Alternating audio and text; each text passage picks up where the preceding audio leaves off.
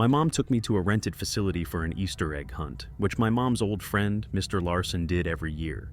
He hosted the holidays for as long as I could remember and invited everyone he encountered. It turned into a little community gathering that everyone was excited to attend every holiday. The man was eccentric, and his parties were always grand, slightly over the top, but harmless. I was excited just like all the other kids and parents when we arrived. Normally, he would allow the parents to participate with their kids, but this year they weren't allowed inside the building. Me and a few other families thought it was odd, but went along with it anyway. No one looked at Mr. Larson in any other way than a good man who just wanted to celebrate with others. As the kids were ushered inside to start the hunt, the adults waited outside, chatting, sipping drinks, and soaking in the sunshine. It was a beautiful day, and I didn't think anything would go wrong. I was 11 at the time, too old for an egg hunt, but I tagged along anyway, mostly because my mom insisted I play with the younger kids. I was already past the age where I should have been too cool for it, but I felt a bit nostalgic. And the Easter egg hunt was always a fun event. Some kids were 13, so I didn't feel too out of place. We all ran inside and began the hunt. Some of the kids formed groups, but I wanted to be alone. I wandered through the rented building, a large old facility with heavy oak doors and dark corners. I made my way into one of the rooms in search of an egg. It was a quiet space with dusty shelves and antique furniture. I searched around the room for an egg, in between the couch and under the chairs and table. As I was searching the room, I noticed a peculiar bookshelf in the far corner. The books were old, faded, and most of them seemed like they hadn't been touched in decades. I started looking through the books thinking an egg had to be on one of the shelves. I pulled on one of the books and something strange happened. The bookshelf creaked and shifted, revealing a dark set of stairs leading down into the shadows. I hesitated, my heart beating a little faster. I was alone, and the thought of exploring this hidden space was both terrifying and exciting. But I was curious. I took a step into the opening, my footsteps echoing down the stairs. The air grew colder, the kind of chill that makes your skin crawl. I descended into what looked like an underground tunnel. The walls were rough, like they hadn't been finished, and the flickering lights hanging from the ceiling made the tunnel feel unstable, as though it could collapse at any moment. The tunnel stretched on and on as I walked further in, and there was something off about it. The lights flickered again, and that's when I felt the hairs on the back of my neck stand up. I decided to turn back, but before I could take a step, I froze. At the end of the staircase, I saw two girls. They looked like a year or two younger than me. They were standing still in the distance, their pale faces illuminated by the faint light. They were staring at me. They were dressed in tattered and torn clothes. I said hello and waved, but all I got was silence. And then they started running toward me. I turned and bolted. I didn't look back. I didn't dare to. I ran until I reached the end of the tunnel. It was a dead-end wall in front of me. There were two doors, opposite each other, each with a heavy, creaky handle. I didn't know which to choose, but the feeling of being pursued pushed me to make a decision. I opened the door to my left and rushed inside. The room was dark, dusty, and disheveled. It looked like it hadn't been lived in for years. A bed sat against one wall, unmade, the sheets frayed. A TV in the corner was covered in layers of dust, and a closet full of clothes hung open, stained and torn. The air smelled stale, like something had been left to rot. I couldn't stay in there long. My heart was racing just waiting for them to burst into the room, hopefully just playing around, but as time went on, they didn't. I knew I couldn't stay there forever, and had to get back where I originally was.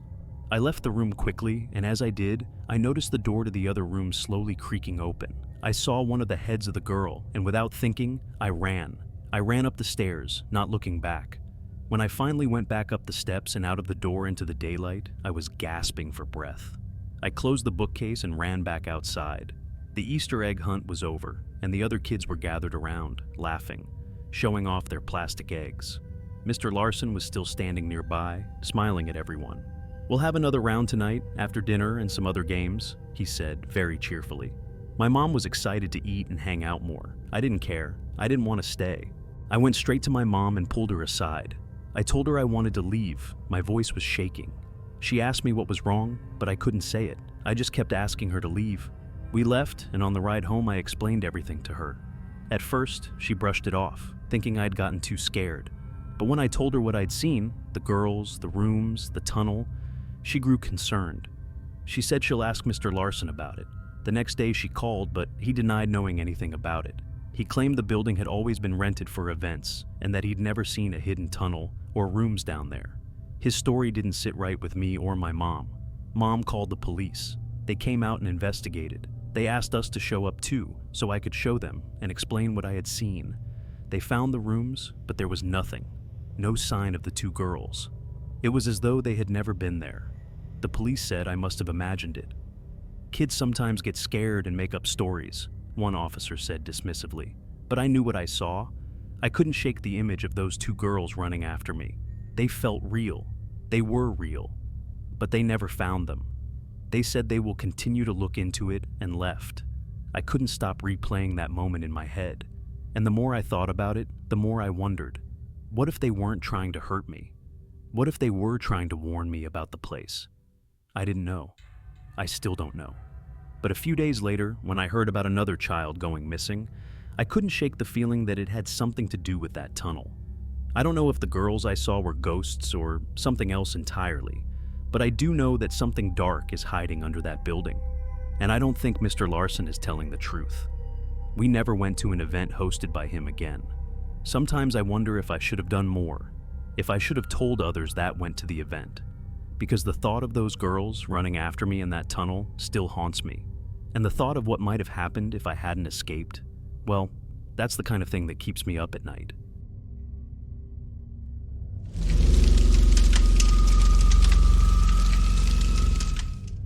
I've never told anyone this story outside of a therapist's office. And honestly, even saying it out loud feels wrong, but maybe putting it out there will help someone trust their gut when it's screaming at them. This happened 3 years ago at an Easter community event. My wife and I try to do something special every year with our 3 kids. Nothing fancy, just something family-centered. That year, the city was throwing a big Easter celebration at a local recreation center. Free entry, food vendors, games for the kids, and a guest speaker who was set to give a short, inspirational talk. The flyer said, "Faith, family, and fun." I remember it was an unusually warm Sunday morning, the kind where you forget it's still technically spring. We got to the recreation center around 10:30 a.m. Everything had been cleared and decorated with pastel streamers, bunny cutouts, and rows of folding chairs. Kids were running around with plastic eggs, giggling, and licking melted chocolate off their fingers. Everything looked perfect. My youngest son, Jacob, who was 4 at the time, wanted to leave as soon as we got there. He didn't want to play any games or participate in an egg hunt. We didn't understand why he was so against it, since he loved gatherings like these.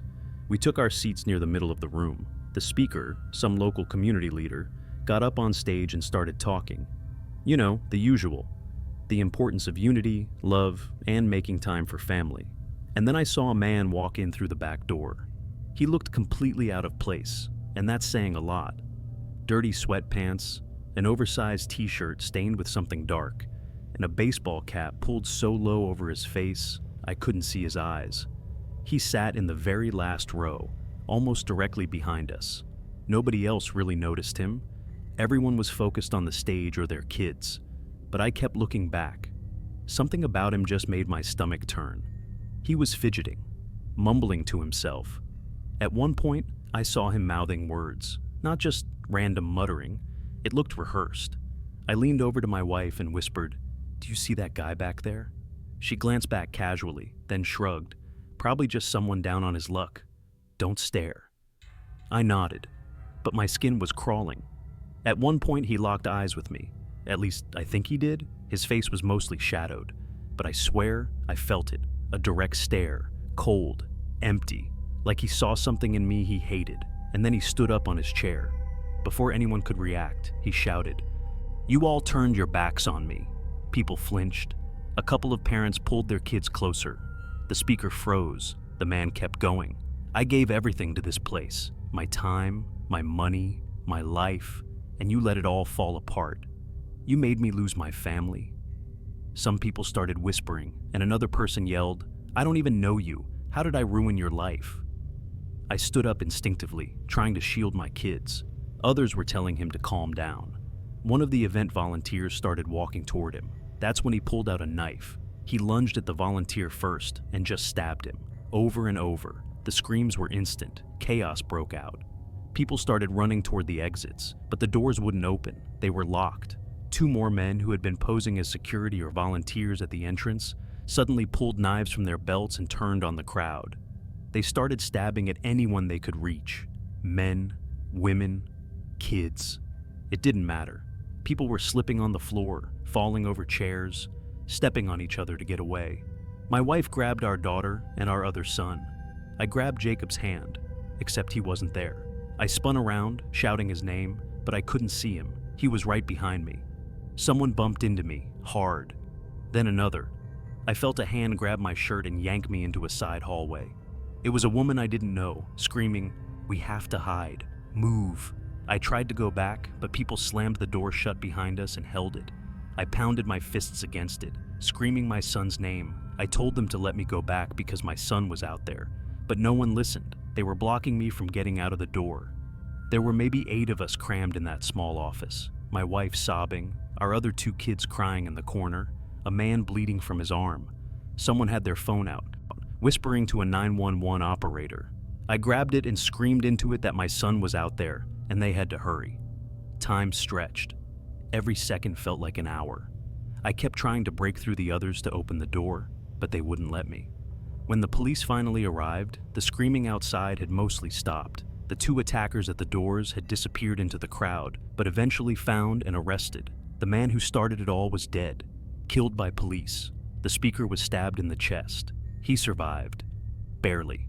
The place looked like a war zone. Chairs knocked over, blood streaks across the floor, pastel decorations stained red. It felt surreal, like a nightmare I couldn't wake up from. And my son Jacob was gone. We waited outside for what felt like forever. A police officer kept repeating that everyone accounted for made it out alive, but I didn't believe him. I refused to. My wife sat on the curb, holding our daughter, while our other son stared blankly at the sky.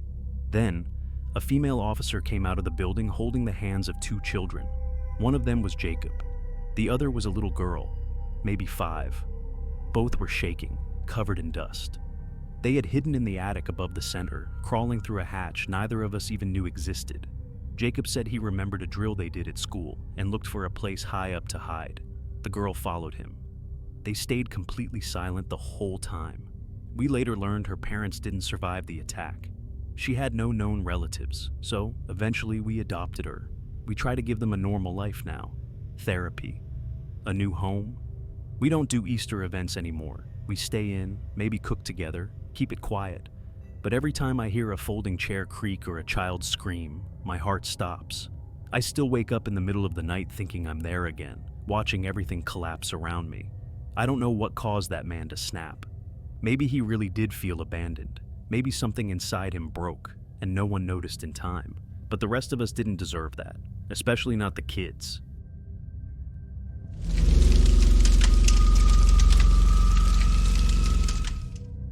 I'm a detective, and 3 years ago my best friend Peter was murdered on Easter. He was the lieutenant of our precinct. Ever since then, I've been revisiting the case around Easter, hoping to find something new, some lead that might have been overlooked. But every year, it's always the same. Nothing. Just more unanswered questions. This year, though, something changed. I was looking through the case again, something I do every year. But this time, there was a small detail in the security footage that caught my attention. It was a figure standing on the side of the building where Peter's car was on the night he was killed. It wasn't clear who it was, but I thought I'd check into it. The timestamp showed he was there just hours before Peter was murdered. I stared at it for a long time, trying to make sense of it. That's when Brad walked past me and saw me looking at the footage again. He told me that I need to let it go, and how I wasn't going to find anything new since it's been 3 years. I always got annoyed when he said that. Out of all the people, I thought he would be trying to solve it with me, since he, Peter, and I have all been close friends since starting out as rookies together. We have been side by side since the day we met. We made it through everything together, moved up the ranks, and then Peter got promoted to lieutenant. We were close.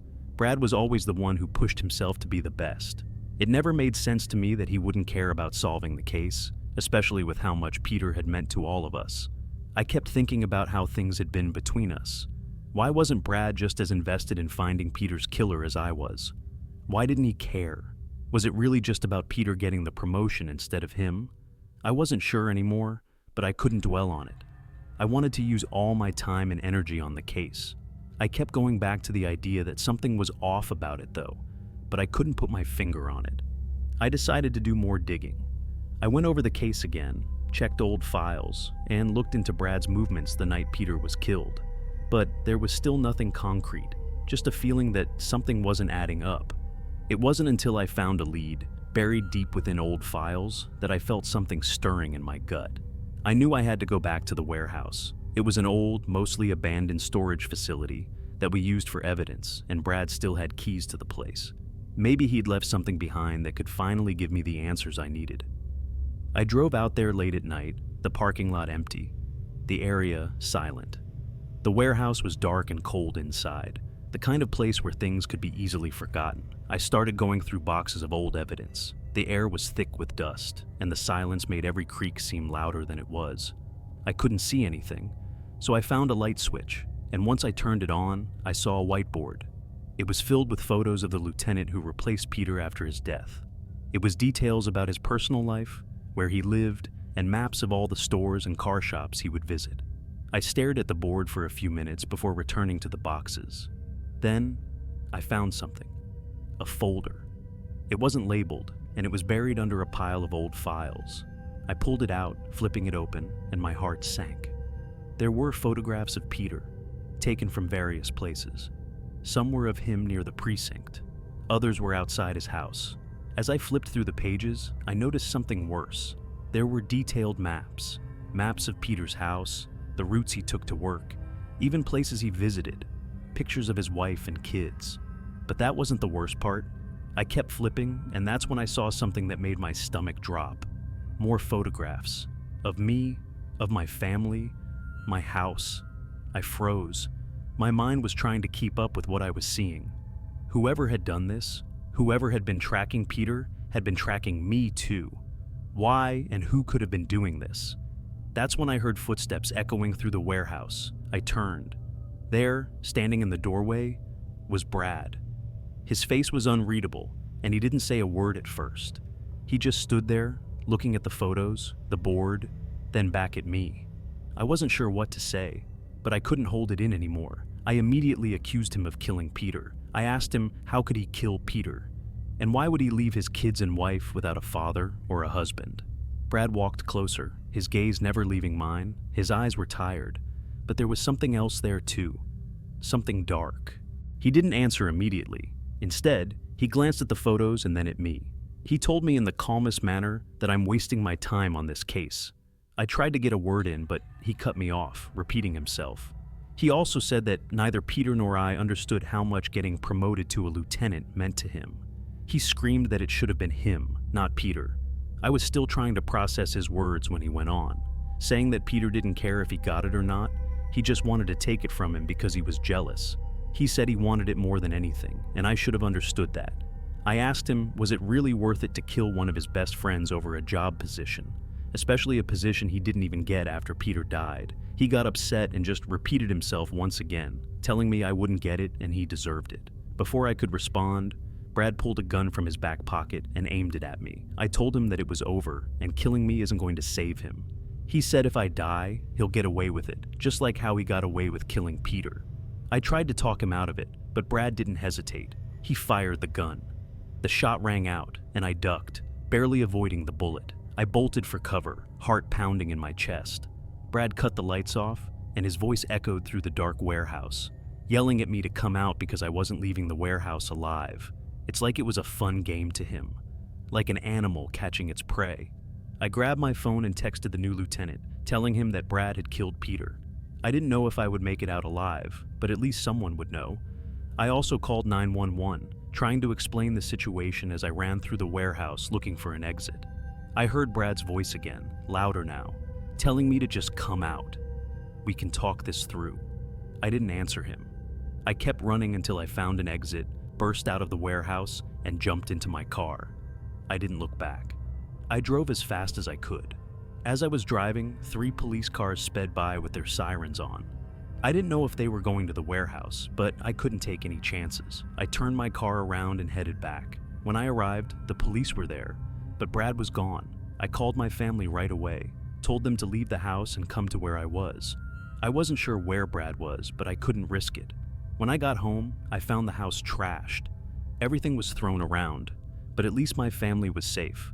We stayed in a hotel for weeks while the manhunt for Brad continued. 3 months later, they finally caught him. But even though he was behind bars, I didn't feel the relief I thought I would. Peter was still gone. My best friend is gone, and now someone who I thought was a best friend was the killer I've been searching for years, and now I had to live with the truth. I used to think I would feel good when this case was solved, but sometimes I wish I hadn't solved it. As bad as it sounds, some nights I think back to everything that happened and wonder if knowing the truth was really worth it.